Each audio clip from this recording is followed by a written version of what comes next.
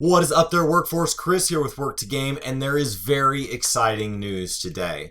Now, if you guys haven't gone and seen the trailer about Final Fantasy VII, you should go do that. I'm going to talk about that, I think, probably for Monday, because I want it to be a little bit longer of a post. Maybe Tuesday. But Yoshi P actually just sent out an actual letter from the producer. Now, for those of you that aren't familiar with the kind of the 14 community and how we get a lot of our information, especially with the language and time barrier between it being developed in Japan and us players here in North America and parts of Europe that don't speak Japanese, usually it's done through a live letter, and there's a live translation, and then, YouTubers and streamers and Reddit and all that has those translations available for those players. But every once in a while, we get a direct letter, like an actual physical letter written. So first, I'm going to read the letter to those of you that I know just kind of tune in to listen. And then afterwards, we'll kind of talk about what all it means. So I'll go ahead and put a timestamp right here. For anybody that wants to skip ahead of the letter and just get to the feedback. Hello to all of our Final Fantasy XIV players. Producer and director Yoshida here. In response to everything we announced about the upcoming Shadowbringers expansion at the recent fan festivals, we've received a great deal of feedback from all of our players worldwide. We've been doing live letters exclusively for a while now, and it's been over 3.5 years since we last released one of these producer letters, but today I'd like to bring the format back to touch on two topics in particular. Why a new healer was not added with Shadowbringers. Prior to the Tokyo Fan Festival, many of you anticipated that we would be announcing the addition of a new healer job. I suspect this was encouraged by the fact that we had just revealed Gunbreaker, a new tank job. When we debuted Dancer as a physical ranged DPS job, there were many who welcomed the news, but others who wondered why no new healer had been added. After internal discussion about how to balance the game as a whole, we determined that we should not add a new healer with this expansion. There are 3 key factors which inform this decision. Number 1. Only 2 new jobs could be added with Shadowbringers. The release of a new expansion is invariably accompanied by raising the cap, which means that in addition to adding new jobs, we need to add new actions for existing jobs, as well as review and rebalance current actions. With the exception of the Blue Mage Limited job, there are 15 jobs, 17 with the addition of Gunbreaker and Dancer. While the development team and I myself deliberated prioritizing the addition of new jobs, after considering our update release schedule, we concluded that the 2 new jobs was our limit, therefore we had to pick certain roles over others. Number 2. Only 2 physical range DPS jobs are currently implemented. As of Stormblood, there are 3 tanks, 3 healers, 4 melee DPS, 3 magical range DPS, and 2 physical range DPS. We believe that there is value in adding another physical range DPS to improve the balance of available roles, so we decided to use one of our 2 new jobs to fill this need. Number 3. The present balance between tanks and healers. Since we currently have 4 melee DPS jobs, we decided to hold off on developing another and instead add a new tank. Tanks in Final Fantasy XIV are often utilized in either a main tank or off-tank role. However, we currently have an odd number of tank jobs, and we felt that it would be easier to balance them moving forward if we had an even number of tanks, which is why we went with Gunbreaker in the end. Moreover, ever since we added Astrologian with Heavensward, we have had considerable difficulty in balancing it along with White Mage and Scholar. Rather than exacerbate a complex situation by adding a 4th healer to the mix, we decided to instead prioritize balancing the 3 existing healer jobs at this time. That said, we understand that there is a strong desire for an additional healer, so we will bear this in mind when designing new jobs in the future. Regarding the gender of Viera and Hrothgar, as you know, in Shadowbringers, we will be introducing 2 new playable races, the Viera and Hrothgar. Hrothgar will be male only and Viera will be female only, a decision which has prompted a variety of feedback from each region. I'd like to elaborate on why we decided to proceed in this fashion. Number 1. The cost of developing a new playable race. In a fan festival keynote speech, I stated this will likely be the last time we add new playable races to Final Fantasy XIV. To put it simply, a tremendous amount of time and resources is required to develop one. I'm sure you all understand that a new race will require new faces, hairstyles, bodies, and other assets. In addition to this, they need to be capable of equipping all existing items. This alone requires a massive commitment of resources. Each race has a unique frame and body type, so every piece of visible equipment carefully needs to be carefully adjusted to display properly on Hrothgar and Viera models. A cursory search will show that Final Fantasy XIV has 10,000 equipable items already implemented, all of which must be manually modified by our designers. This is an immediate and unavoidable development cost incurred when adding a new race. The addition of new playable races will impact more than the development cost of the items added in 5.1 and subsequent updates. Not only will we be transitioning from 12 variations, 6 races, 2 genders each, to 14, but we will also need to commit more resources to the development of new emotes. While Final Fantasy XIV will continue to strive to maintain a regular 3.5-month major update cycle, we must also ensure that sufficient time is secured for the meticulous development of new content, or else quality will invariably drop. This is a complex problem that can't be solved simply by throwing more money or people at it, as it impacts both debugging and QA. In summary, there are circumstances which informed my previous statement that it is likely to be the last time we added new playable races, as at this point in time, it is difficult to see us maintaining our patch update schedule if we have to account for more than 7 races and 2 genders, technically 6 races with 2 genders and 2 races with a single gender, but this is functionally equivalent. Number 2. A significant number of players have been requesting playable Viera. Since this may be the last time we add new races, we have spent a long time deliberating which races would be the best addition. Fans worldwide have shown an overwhelming desire for Final Fantasy XII's Viera, and we have been long aware of that fact. In fact, we considered adding Viera back in Heavensward, but eventually decided that since this was Final Fantasy XIV's first expansion, we should instead add an all-new original race, the Aura. If we were to add yet another race than the Viera, we anticipated that many fans would be disappointed, so we tried to satisfy their request in this expansion. The desire to please our fans is the primary reason behind this decision. Number 3. Providing a more beastly variety for Final Fantasy XIV's character creation and world building. After seeing the positive reception of the Lupin characters we introduced in Stormblood, we concluded that for the long-term health of Final Fantasy XIV, it was important to implement a greater variety of character types beyond the traditionally beautiful in a future expansion. In truth, we had considered adding more beastly characters long before, and since this was possibly our last chance to do so, we decided that we should, much like we did with the Viera, in the interest of expanding the lore and choices available to players. Character creation is about providing players with options, and while there's no telling how many players will utilize these options, we also believe there is value in simply having them exist, in empowering people to fill the world with greater variety. Although these second and third points are in conflict, we nevertheless felt that it was in the best interest of our players to try to satisfy both demands.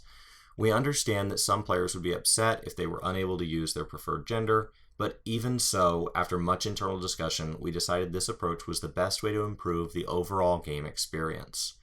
We could have decided to implement only male and female Viera, or only male and female Hrothgar, but instead we went with an approach that intended to expand the possibilities in multiple ways. As you play through Shadowbringers, you'll learn that both male and female Hrothgar exist, but you won't meet any in person. If we developers can find a way to address the various problems that are preventing us from implementing them, then perhaps sometimes you'll see them for yourself. I want to be clear. This does not mean that it will eventually happen, and I cannot make any promises at this time. I hope you understand and bear with us. Addendum on adding younger-looking playable characters. Among some of the feedback we received were the requests for playable characters that resembled young boys and girls. Unfortunately, this is one request we cannot consider for ethical reasons. With every passing year, the debate surrounding moral and ethical issues in games grows more intense, and we do not want to present children in battle or in pain, and posing such characters sexually, taking screenshots, and so forth would be expressly forbidden. In any event, regardless of what our players did or did not intend to do, the fact remains that if a review board were to evaluate such content and determine it were unacceptable, we would be forced to suspend Final Fantasy XIV's service. We ask that you keep these factors in mind as we strive to abide by the changing standards of the times. In closing, and with a bonus, the development team is hard at work putting the finishing touches on what we hope will be our greatest expansion yet. Slowly but surely, we're preparing for the day that you will all be able to finally play as Viera and Hrothgar. Those new adventures and more are 2 months away, but until then, please hold tight. Before I sign off, I thought I'd leave you with a taste of what I personally consider to be the strongest Hrothgar and Viera. No, this is not an invitation for debate. Ah, yes. As you may remember from the Tokyo Fan Festival keynote, I mentioned that due to special design of Hrothgar and Viera, equipped headgear would not display. Glasses and so forth would not display at first either. But after seeing how many people called for us to do something, anything, to address this after the announcement, the character team took it upon themselves to use spare moments to make it possible, without telling me. More than 540 such items were carefully modified by our designers so that all would display correctly with our new face models. Salute. Every day, the Final Fantasy XIV development team strives to make the impossible possible. Together, we've taken another step forward and surmounted yet another hurdle we once considered impossible. We hope you'll continue to support us as you experience everything the world of Final Fantasy XIV has to offer. I'll see you all in the next live letter from the producer live and other upcoming events. Okay, so there's a lot to unpack here. First, let's dive into the section on why the healer was not added. I think this makes a lot of sense. They can only add 2 because we do get a whole new set of jobs. And so I agree with that concept that, like, you can't be adding more than 2. Honestly, I think it's weird that we seem to be guaranteed like at least 2 per expansion, because I feel like they're setting a precedent that one day they're gonna have to break our hearts when they tell us, guys, we can't go from 25 to 27 because it's just getting ridiculous. You don't see other games necessarily doing this, adding 2 new playable classes every single expansion along with a complete rebalance of all the existing ones. That's just not consistently the case across the industry. You see some games adding it every other expansion and things like that, or choosing to expand like to a spec system where you're just doing tweaks within varieties of it. This is something unique to Final Fantasy XIV in the way they implement it, and so it's a big task. The 2 physical range DPS, I think, is a really good point. There is a big disparity between bards and machinists, and I think that's because you have to try to keep their class identity safe. You can't just have bard and bard 2. And so by adding dancer, you can start to say, okay, these are the things that make them unique, and then we can start to make it very clear about like what parts are the role, and maybe there's a couple different ways to achieve that. So if their job is to recover people's mana, especially as mana may be becoming more important, then maybe what they can do is they can each recover mana in a different way. And then if one of those ends up kind of unbalanced, at least you end up with like 2 good physical range DPS to do, and then they can adjust the third instead of it just being like, oh, it's this race between A and B here.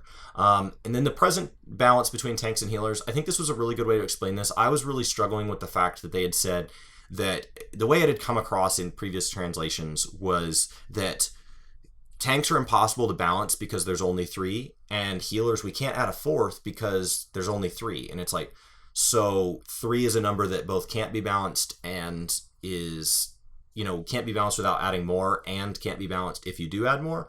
And that didn't really make sense to me. But what they're saying here is they do want to shift more into that tank and off tank role. So if you're going to take tanks and you're going to split them into 2 buckets, it does seem to make sense that you would at least have an even number initially so that you always had 2 in each bucket. And then maybe they can make one bucket have 3 down the road, or maybe down the road they add 2 tanks at the same time, or they give tanks the ability to shift buckets.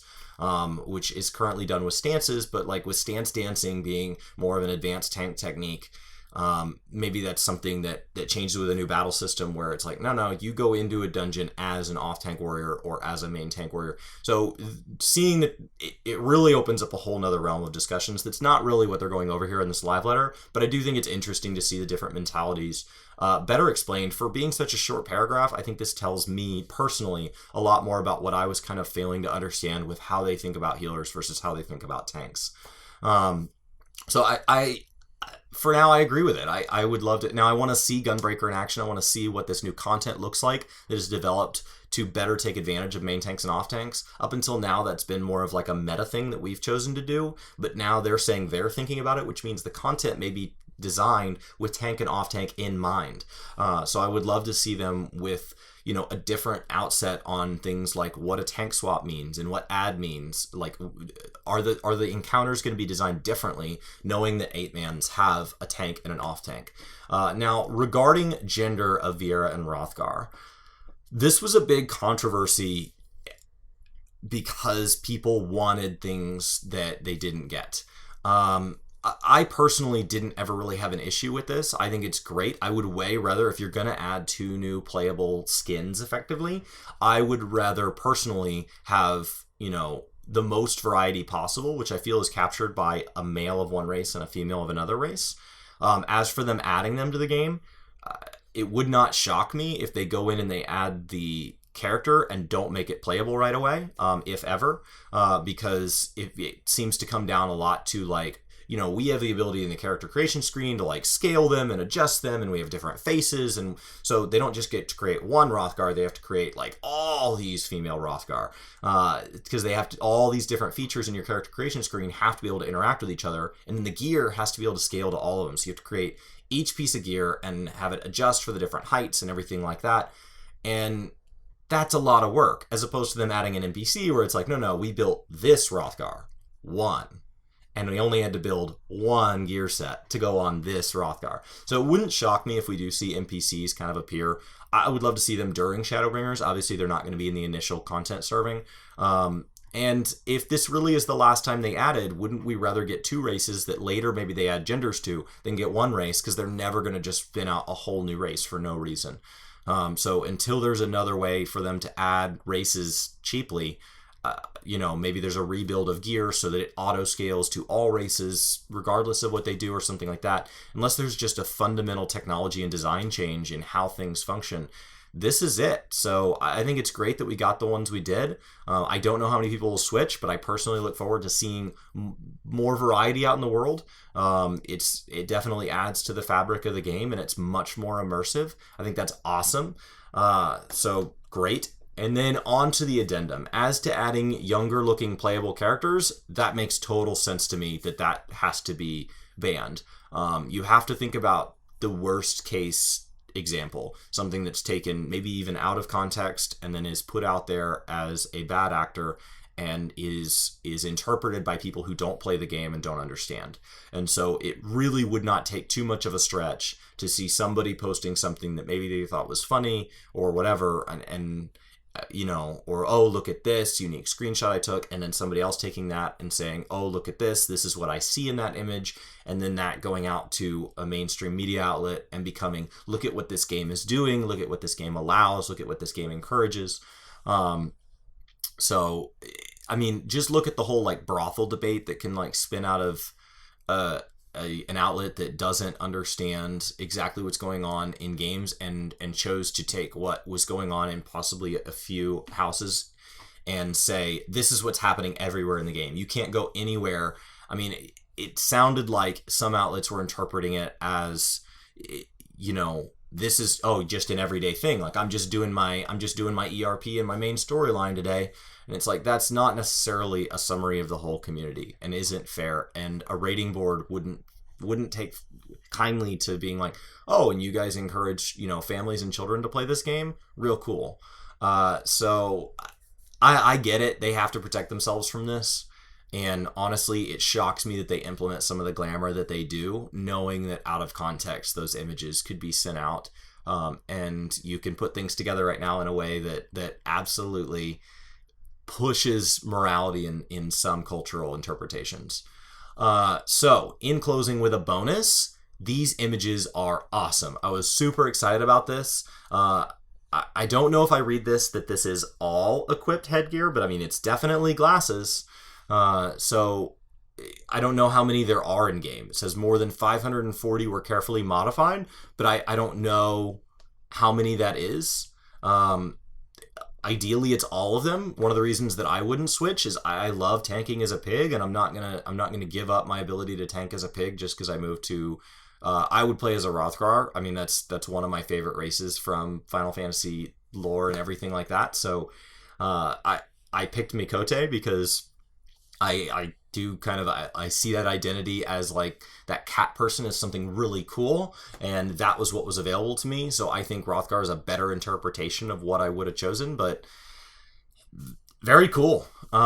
Very neat. I appreciate Yoshida coming out and clearing all this up. This does help take the pressure off of addressing anything in the upcoming live letter on May 24th, so just a couple weeks away. And ideally maybe even spins off anything that could have spun out of the media tour and things like that, with media saying, hey, I have some questions about some big things, big elephants in the room you're not addressing.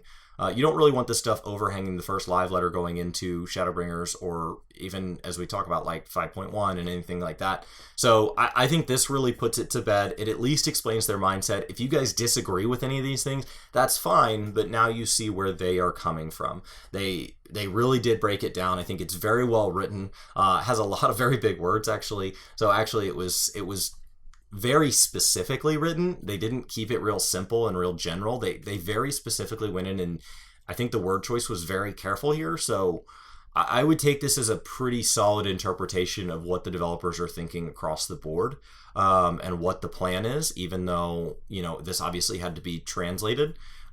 So I think it's a beautiful letter, and it really clearly tells me a lot about how we got to Shadowbringers, and maybe a little bit about the design philosophies that will guide us into 6.0, 7.0, and onward, at least until such time as Yoshida has started to invite other people to help him lead the game, and then maybe one day has to retire. And I know that's something people don't want to think about, but like, he's still like a mortal human who wants to work on other projects and has a career and will one day retire. And so the idea that he's going to be in charge of this game forever, that's not really the case. And the idea that the current technological, you know, constraints that keep him from doing this stuff, well, you know, Viera and Hrothgar didn't exist until now. And part of that, I'm sure, was what the technological cost was going to be. You know, they explained some design philosophy things, but there's also just like Makote look the way they do because that's what they were able to do.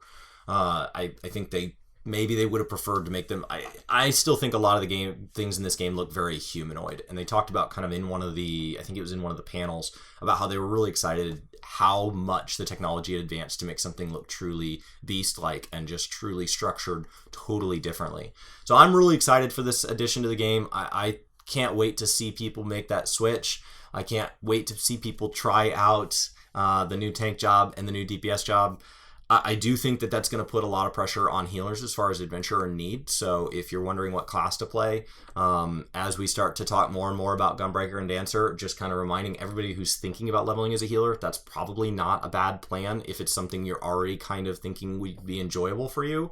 I wouldn't go out of my way to make my experience less enjoyable just so that everybody else's queues are shorter. I would definitely play the class that is most fun for me, and which is why I'll be playing a tank. But I am saying I probably won't be getting the bonus when I queue for roulettes, because there's gonna be plenty of tanks, at least until people have kind of gotten their taste of Gunbreaker and decided, okay, maybe I'll go back to whatever I was playing before. So I think this is awesome. It's a great letter. Link in the description below. My name is Chris with Work to Game. I hope you guys have a fantastic day. Enjoy a fantastic weekend as we prepare for Shadowbringers.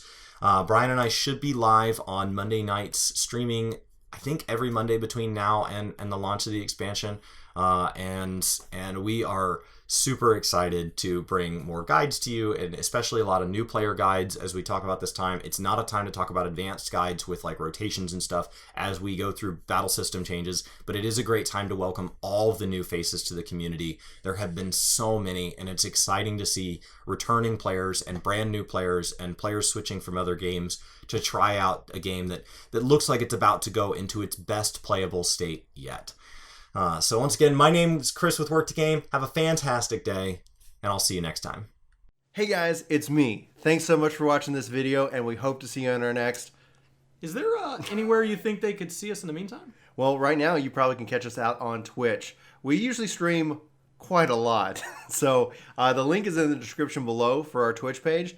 And if you guys want to support us and you like what we do here on YouTube, you can actually support us for free by using your Twitch Prime sub if you're Amazon Prime.